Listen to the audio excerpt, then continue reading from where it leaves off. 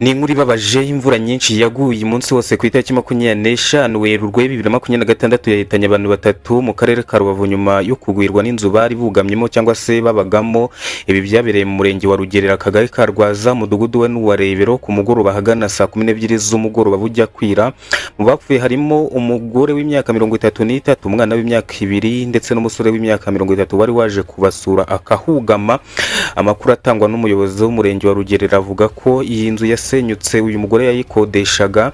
Umunyamabanga nshingwabikorwa rero uyu murenge waje neza Jeannette yemeje ko imvura yaguye kuva mu gitondo kugeza nimugoroba ariyo yatumye iyi nzu isenyuka igahitana aba bantu batatu.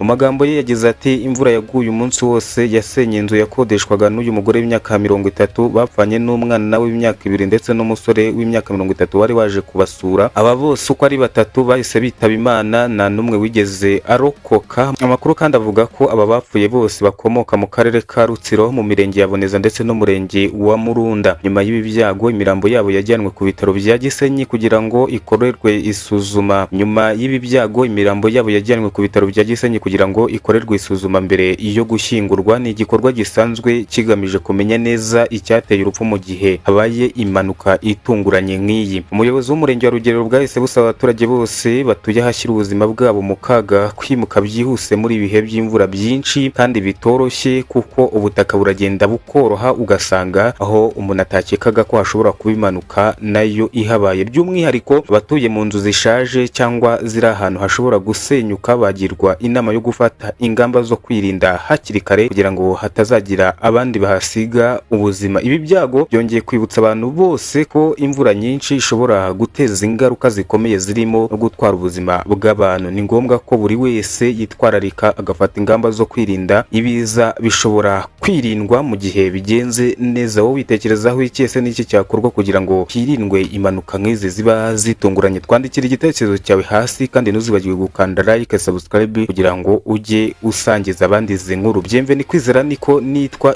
Toza TV Rwanda. Iyi ni Toza TV Rwanda, tubagezaho amakuru y'ukuri kandi yizewe. Namwe nizere ko mumeze neza kandi mukomeze kwirinda, dore turi mu bihe by'imvura. Nimwugame munsi y'ibiti cyangwa ngo mukore mu gihe cy'imvura, mucomokore ibikoresho byose bikoresha amashanyarazi.